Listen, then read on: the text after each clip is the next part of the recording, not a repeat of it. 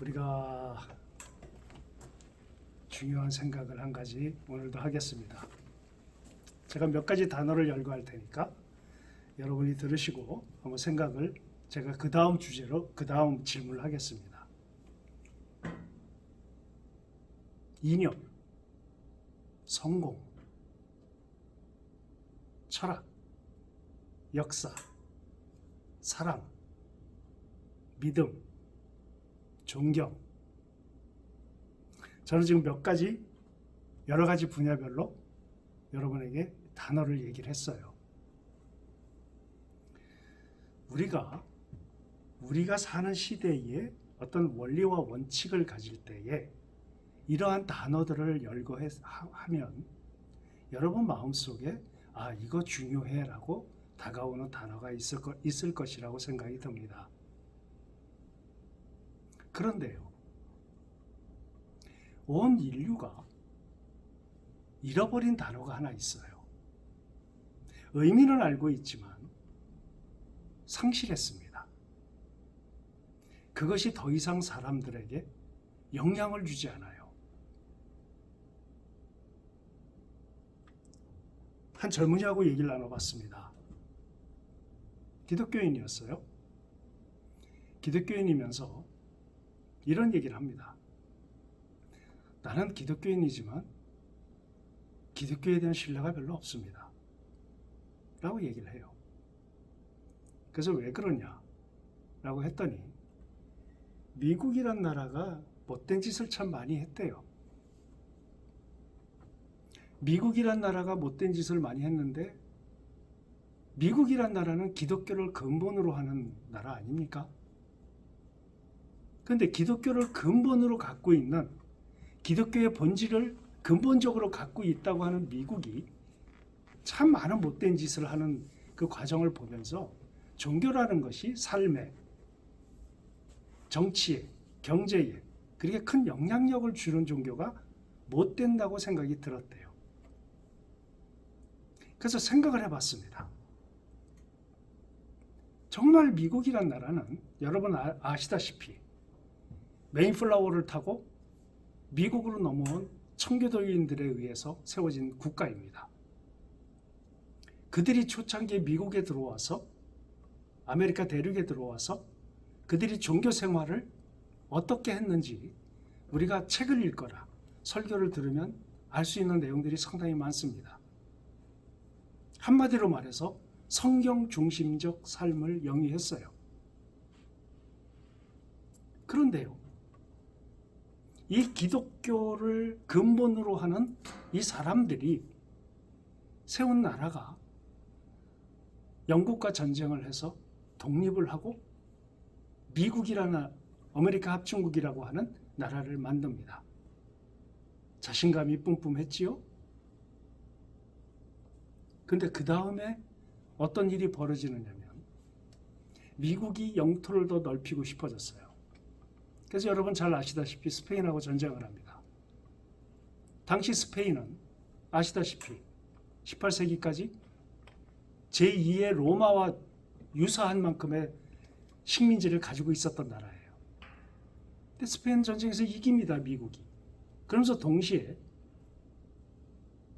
스페인 식민지였던 필리핀을 미국이 식민지로 통치하기 시작을 합니다. 그때 필리핀을 미국이 식민지로 삼으면서 필리핀 사람들에게 저질렀던 만행을 우리가 알고 있습니다. 세계사를 공부하신 분들은 아실 거예요. 어떤 못된 짓들을 했는가. 미국이 동물원에, 필리핀 사람들을 동물원에 가둬놓고 동물 취급을 하는 전시회를 한 적도 있습니다. 이게 기독교 국가라고 하는, 기독교 근본을 갖고 있는 사람들이 세운 나라에서 행한 일들이에요. 제가 처음에 나열했던 단어들 중에서 우리 기독교인이 상실한, 인류사적으로 상실한 단어가 하나 있어요. 그게 우리가 지금 집요하게 계속되고 있는 사랑이라는 단어입니다. 여러분, 사랑이란 말은, 사랑은 상대성 단어가 아닙니다. 사랑을 상실했어요. 교회에 사랑이 없습니다. 그러면 여러분 단순하게 이렇게 생각하시기가 쉬워요. 사랑을 베풀고 사랑에 의해서 감동을 받고 하는 그러한 일들이 없어졌다고 생각하기가 쉬운데요. 그거보다 더 근본적인 얘기입니다. 사랑이라고 하는 본질 자체가 없어졌습니다. 이 얘기는 교회에 하나님이 안 계시다는 거예요. 여러분, 사랑에 대해서 우리가 계속 얘기하지만 여러분, 하나님의 어떤 영역이 사랑이시다. 하나님의 어떤 특징이 사랑이시다. 성경은 이렇게 얘기하지 않습니다. 성경은 하나님 자체가 사랑이시래요. 하나님인 자체, 토탈 사랑이시랍니다. 여러분, 하나님이 토탈이 사랑이시라면 하나님의 전지하심도 사랑이고 전능하심도 사랑이고 하나님의 전선하신 분도 사랑이고 하나님의 편지하신 부분도 사랑입니다. 하나님의 신실도 사랑이고 하나님의 본 토탈 전체가 사랑이세요. 요한 사도는 하나님은 사랑이시라 이 사랑을 상실했습니다. 하나님을 상실했어요. 그래서 사랑이란 단어가 상대화되기 시작했습니다. 절대성을 가져야 될 이 사랑이.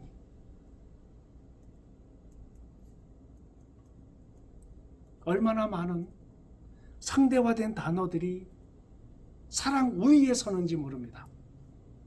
간단한 예를 들어볼게요. 지금 한국 사회에 굉장히 문제가 심각한 부분이 하나 있습니다. 지금뿐만이 아니라 제가 이 말씀을 드리는 이유는 앞으로 더 심각해질 거라는 우려 때문이에요. 여러분, 제가 사랑이 하나님의 토털이며 하나님의 전부라고 말씀드린 이유가 있습니다.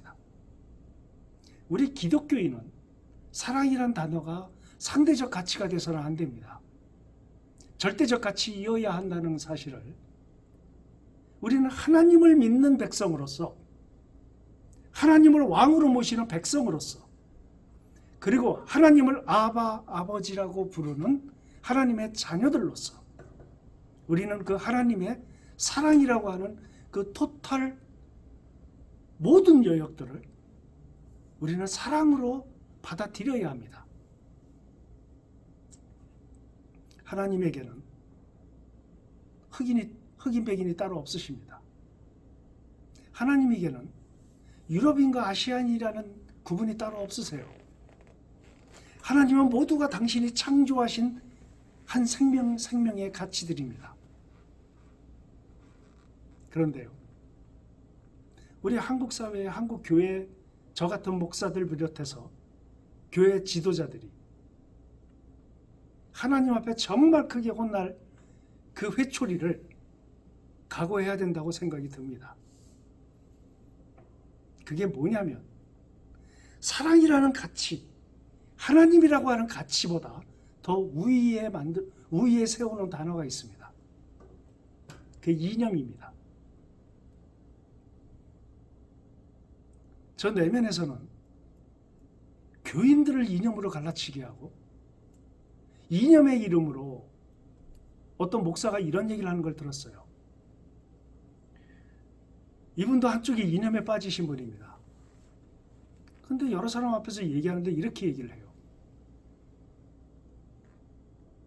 종북 빨갱이 같은 사람들을 보면 흑인들을 때려잡았던 KKK단의 심정이 이해가 간대요. 전 그 말을 듣는 순간 이게 목사인가 하는 생각이 들었어요. 여러분 역사를 한번 보십시오. 이념으로 얼마나 많은 사람들이 사랑이란 가치를 저버리고 사랑의 가치보다 이념이 우위에 섰던 시대가 어떤 결과를 빚었는지 여러분 세계사를 공부하면 아실 거 아닙니까? 여러분, 사랑이라고 하는 것은 단순히 누구를 베풀어주고 뭔가를 해주는 영역 차원에서 하나님의 본질 자체가 사랑이라고 하는 교회의 왕이시며 우리 인생의 왕이신 하나님의 그 본질적 가치, 상대적 가치가 아니라 본원적 가치, 이 사랑이 상실되면 그 사랑을 대신할 수 있는 여러 가지 단어들이 들어오기 시작합니다. 지금 한국 사회에 깊게 들어와 있는 게 이념이에요.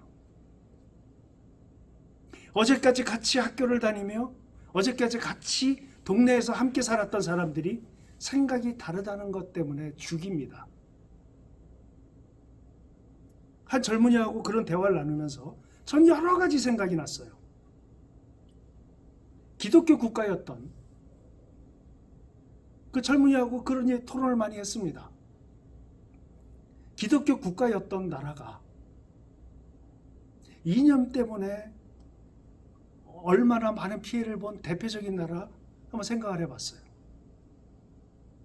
여러분, 스페인입니다. 스페인 내전 아시죠? 스페인 내전은 공식적으로 28만이 죽었다고 하는데요.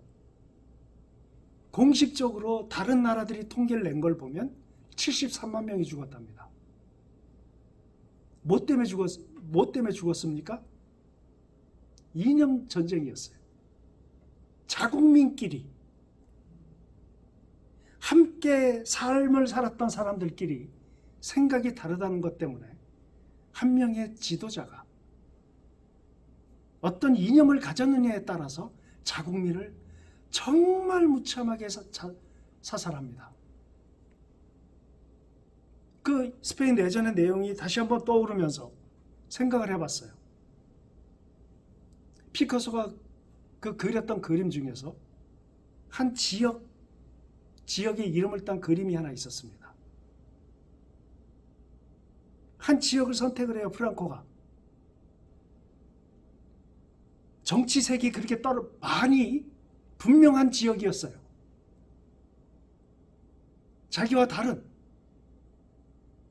그 마을 사람들이 인구가 한 8천 명 정도 되는 아주 작은 그런 도시는 아니지만 그런 지역이었답니다. 독일의 수송기를 가지고 그 한 지역에 3,000톤이 넘는 폭탄을 쏟아 부었던 거 아시죠? 나와 이념이 다른 지역이라고 해서 그 폭탄에 의해서 3,000톤이 쏟아져 내렸는데요. 얼마나 많은 사람이 죽었겠습니까? 폭격을 피해서 도망가는 사람들에게 비행기에서 조준 사격을 합니다. 나 프랑코에게 반기를 드는 사람들은 어떠한 결과가 빚어지는가에 대한 샘플이었어요. 여러분, 이게 이념입니다. 여기에 사랑이 있습니까?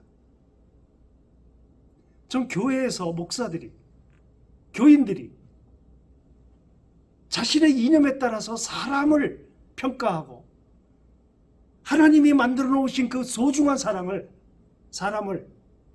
자신의 이념의 가치로 평가하고 KKK단의 그 심정이 이해가 간다는 그 무지막지한 얘기를 할 정도로, 만약에 우리나라의 이념적인 어떤 특정을 가진 한 사람이 대통령으로 섰을 때 프랑코와 무솔리니나 스탈린 같은 사람들이 섰을 때 이런 사람들은 총을 들 사람들이라고 저는 생각이 들었습니다. 어저께까지 나와 이념이 다른 사람에 대해서 총을 쏠 수 있는 사람이라고 생각이 들었어요. 목사에게서 그걸 봤습니다. KKK단의 심정이 이해가 간다니요. 흑인이요? 하나님이 흑인을 보시기에 백인하고 달리 보시겠습니까? 하나님은 본질 자체가 사랑이신데 우리는 하나님을 믿는 백성이고 그분의 자녀인데 본질적인 얘기를 합니다. 사랑은요, 성경을 통해서 하나님이 우리를 어떻게 대하시는가를 우리가 생각해 볼 때, 전 개인적으로 그런 생각이 들었습니다. 어떤 생각이 들었는가? 하나님은 나를 참 존중해 주신다는 생각이 들었어요. 저는 저를 생각해 봅니다. 저는 제가 생각할 때요, 완벽한 죄인입니다. 하나님의 그 완전하심 앞에 설 때마다 눈물이 나요. 왜 이 모양입니까, 하나님 저는? 왜 내 생각에 이런 더러운 생각들이 자꾸 떠나질 않습니까? 하나님 앞에 섰을 때 나의 실존은 완벽한 죄인이에요. 제가 만약에 어떤 한 사람의 잘못된 어떤 여행을 봤을 때요, 저는 그를 단죄합니다. 저는 단죄하는 나를 봤어요. 저는 더 이상 그 사람을 존중하지 않습니다. 마음속에서. 이런 나를 봤어요.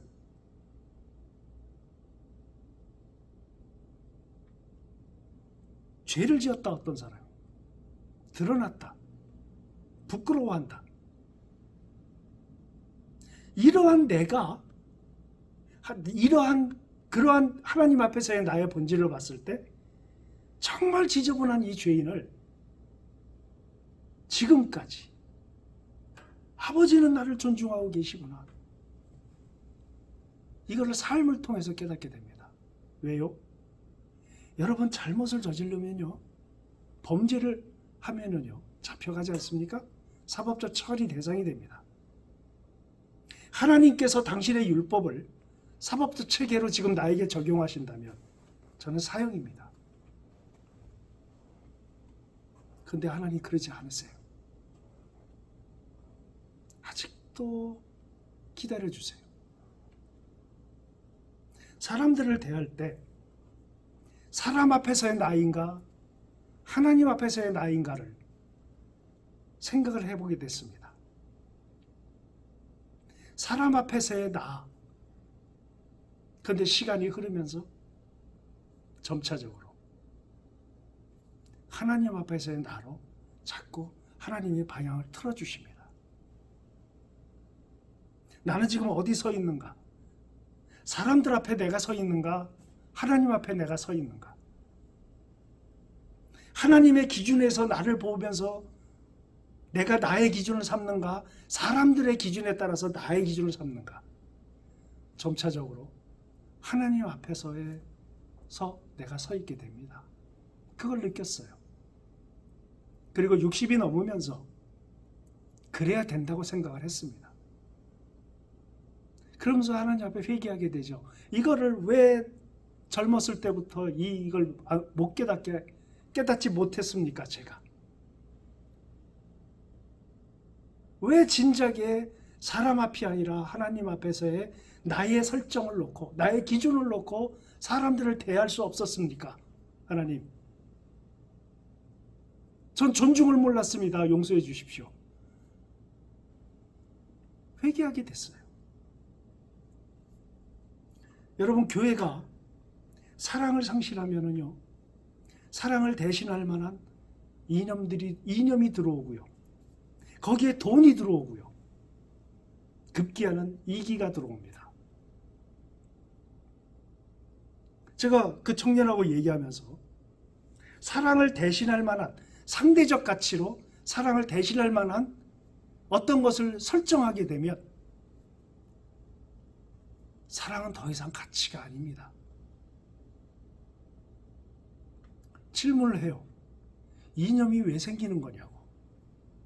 왜 사람들은 이념에 빠지냐고.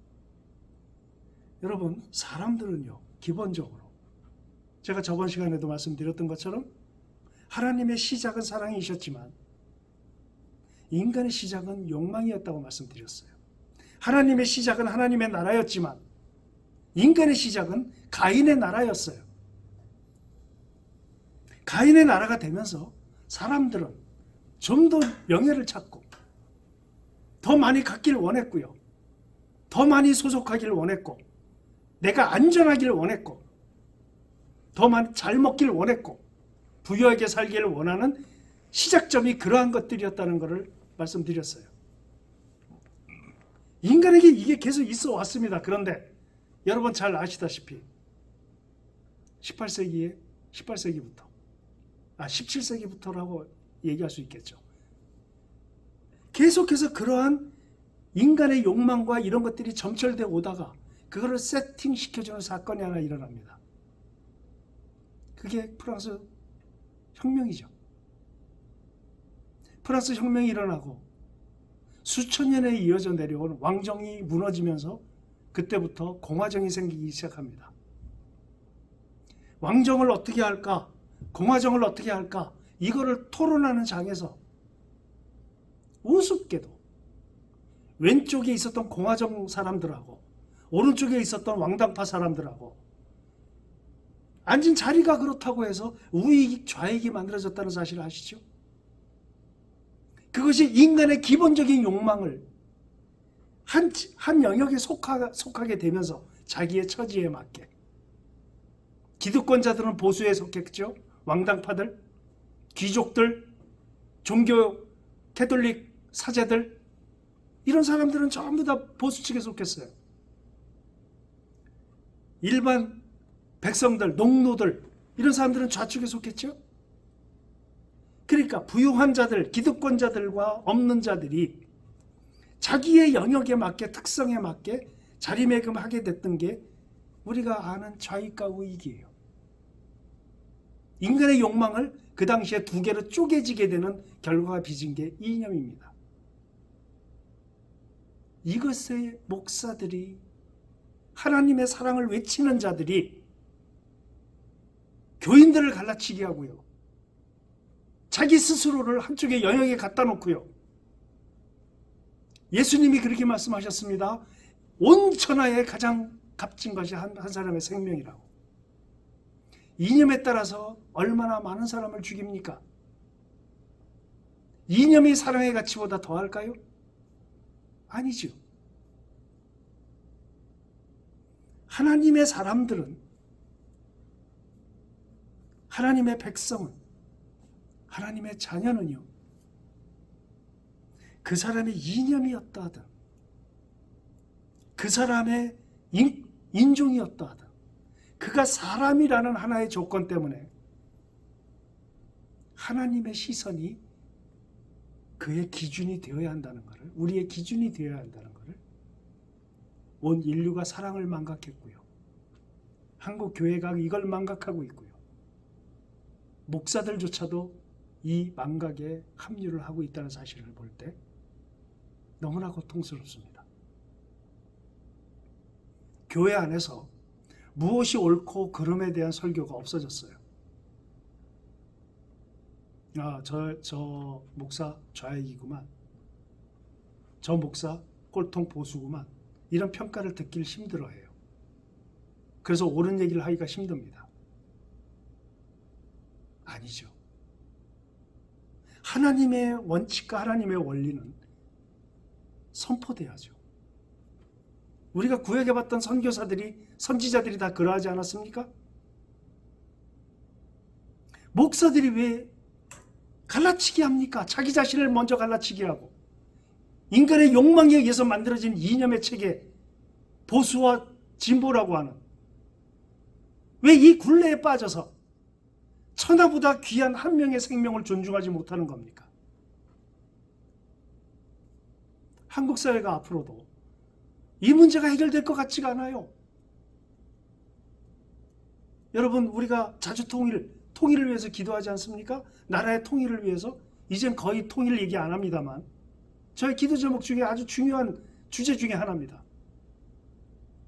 그럼 제일 먼저 떠오르는 게, 통일이 되면 어떡하나? 이 이념적 갈등을 어떡하나? 이것도 아주 그 뿌리로에서 나오는 기도 제목 중에 하나입니다. 앞으로 이게 점점 더 심해질 것 같아요. 목사 한 사람으로서 제발 하나님이 본질 자체가 사랑이시라는 것, 그 하나님을 믿고 하나님을 대신한 설교를 하는 사람들, 어느 지역이든 배운 사람이든 못 배운 사람이든 우리는 존중해야 합니다. 하나님이 나를 향하신 이 엄청난 죄인을 내버려 두지 않으시고 존중하고 계시다는 사실을 삶의 여러 영역에서 제가 얻을 수 있었습니다. 첫 번째요, 하나님이 나를 존중하고 계시다는 사실을 어떻게 알 수 있었는가? 죄의 무게로 따졌을 때에는 제가 지은 모든 죄를 다 세상에 까발린다면 저는 사람으로서의 가치를 사람들이 못 느낄 겁니다. 저는 그렇게 생각을 해요. 우리가 기도할 때 그렇게 기도합니다. 하늘에 계신 우리 아버지여, 이름이 거룩히 여김을 받으시오며 나라에 임하옵시며 뜻이 하늘에서 이루어진 것 같이 땅에서 이루어지리다. 우리가 알고 있는 주기도문입니다. 끝에 뭐라고 나옵니까? 우리를 악에서 구해달라고 기도하지요. 다만 악에서 구하옵소서. 제가 살면서요, 내가 이 악에 빠져도 누구도 모르겠다, 이런 경우가 상당히 많이 있었습니다. 그것이 큰 일이든 작은 일이든. 그런 작은 악에 빠지고자 하는 욕망과 욕구가 내면에 마구 일어날 때에 전 스스로 생각을 했어요. 이거 내가 못 이긴다. 이거 이길 수 없다, 나는. 그런데요, 하나님의 존중은 그 악에서 구해주시는 것을 여러 번 느꼈습니다. 여러 번 체험을 했습니다. 다만 악에서 구하옵소서. 그 다음에 뭐죠? 대개 나라와 권세와 영광이 아버지께 영원히 있사옵나이다.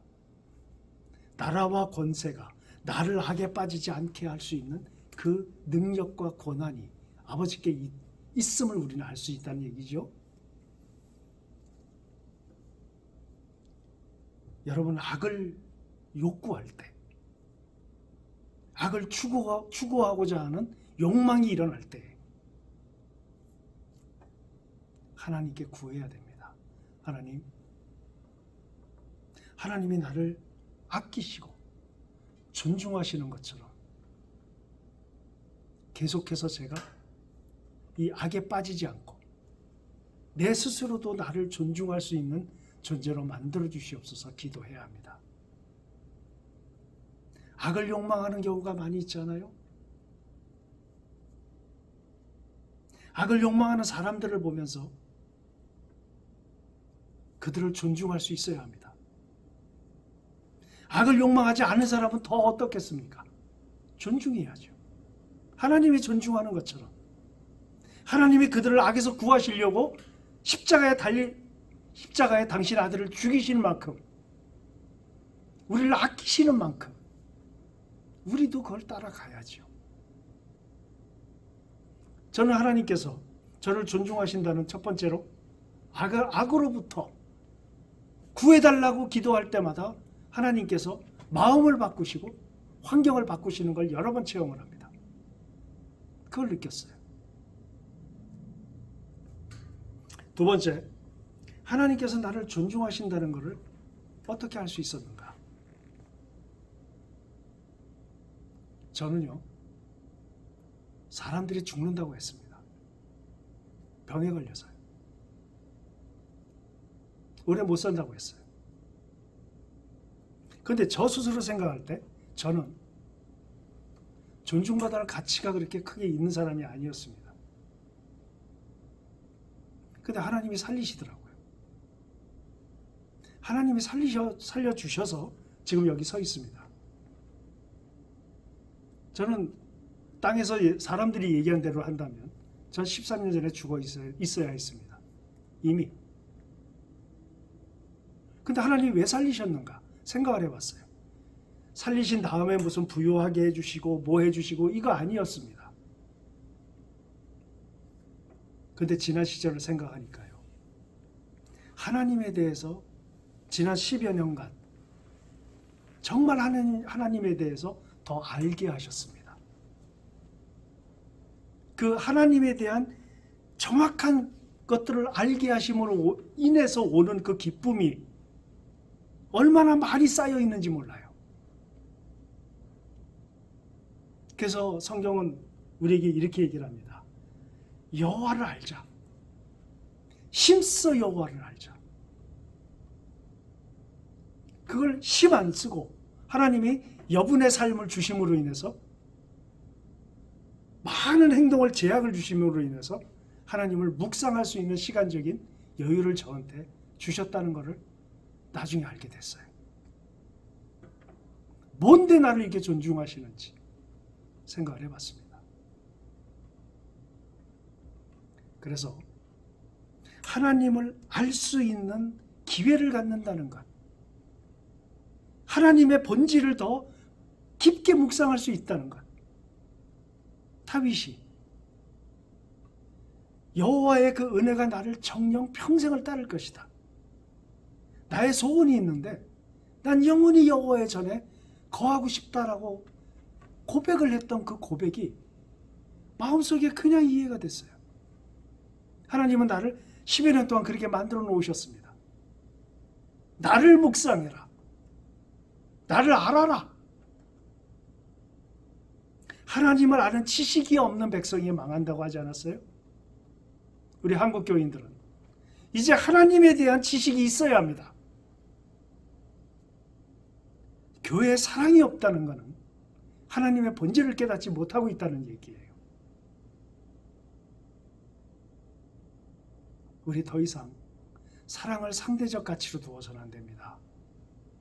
이념은요, 앞으로 한국 사회를 고질적으로 갈라치기 하고요, 분열시키고요, 사람이 사람을 무가치하게 생각을 하게 되고요, 목사 머리에서 KKK단이 흑인들을 혐오해서 그들을 핍박했던 그 심정이 이해가 간다는 이 엄청난 얘기를 할 수 있는, 그것도 공공연하게,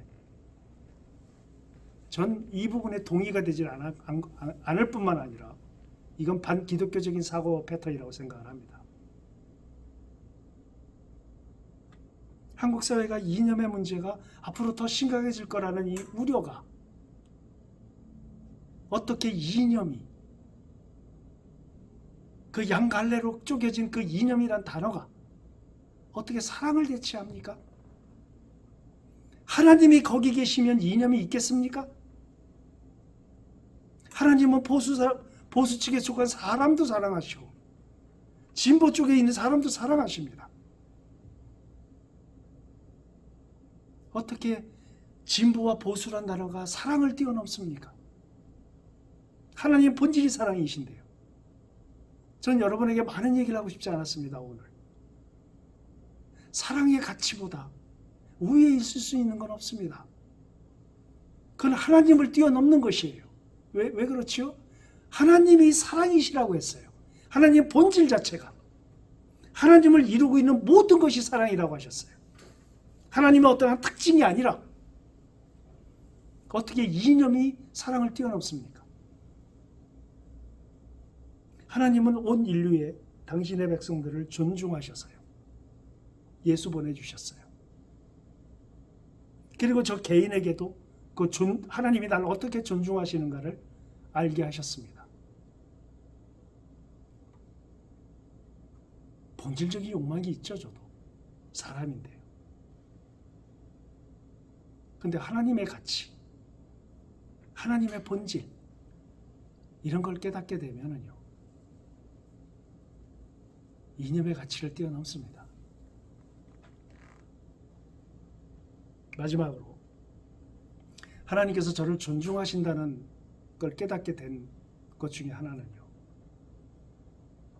제가 예전에 값어치 없게 느꼈던 여러 가지 것들, 사소하게 느꼈던 것들, 이러한 것들을 철학적 해석이라고 해서 무시한 것들이 상당히 많습니다. 예를 들어서 이런 것이에요. 여러분, 범신론에 대해서 제가 참 많이 얘기를 했던 기억이 납니다. 범신론은 보편성이에요. 보편적으로 사람들이 보편적인 것들을 가치로 여깁니다. 어떤 원리 때문에, 어떤 교리 때문에, 심지어는 우리 성경적 교리 때문에, 또 어떤 원칙 때문에 저는 사람들을 존중하지 못했다는 것을 깨닫게 됐습니다. 예를 들어서 이런 것이죠. 우리가 흔히 알고 있는 가치라고 여겨지는 것들이 있어요. 우리 한국 사람들에게는 누천 년 동안 이어져 내려온 가치들이 있습니다. 그것들을 기준 삼아 주셨던, 하나님이 허락하셨던 스승들이 있었어요. 우리나라에. 여러 번 말씀드렸죠. 부처님과 공자님입니다. 그 DNA가 우리들 안에 들어와 있었어요. 그리고 그 DNA가 있는 상태에서 성경 말씀까지 들어왔습니다. 그러니까 이게 막 우리 내면을 막 혼잡시키죠. 섞여 있겠죠. 이런 것들이. 때로는 부처님의 말씀도 들어와야 되고, 들어오게 되고, 또 공자의 말씀도 들어오게 되고, 또 성경의 말씀도 들어오게 되고요. 여러 가지 원리들이 다 들어오게 되죠. 그것들이 혼합돼서 우리를 만들어내고 우리의 생각의 가치를 기준 삼게 합니다. 근데 하나님께서 나를 존중한다고 생각이 들기 시작했던 것은 사람이라고 하는 한 명의 가치를 하나님께서 지금까지 가져왔던 모든 생각과 모든 영역들의 기본을 파해버리신다는 생각이 들었습니다. 무슨 말씀이냐면 내가 이것은 맞아 라고 생각했던 어떤 원리와 원칙이 있어요. 근데 요즘 들어서 이런 생각이 듭니다. 내가 만약에 이 원칙과 원리를 앞으로 하나님 나라 갈 때까지 계속 가져갔다면 나로 인해서 깨져나갈 사람들이 얼마나 많이 있었을까? 많이 생길까? 예를 들어서 이런 겁니다. 저 아주 사소한 얘기 하나 할게요. 제가 일하는 회사에서 인사를 하는 젊은이들이 있습니다. 근데 어떤 젊은이들은 이렇게 고개만 까딱거려요. 그러면 저는 이렇게 생각을 했습니다. 쟤는 인사법을 못 배웠구나. 기본적으로 사람됨에 대한 기본이 안 돼 있구나. 전 이런 생각을 하면서 살았습니다. 지금까지. 그런데요. 하나님께서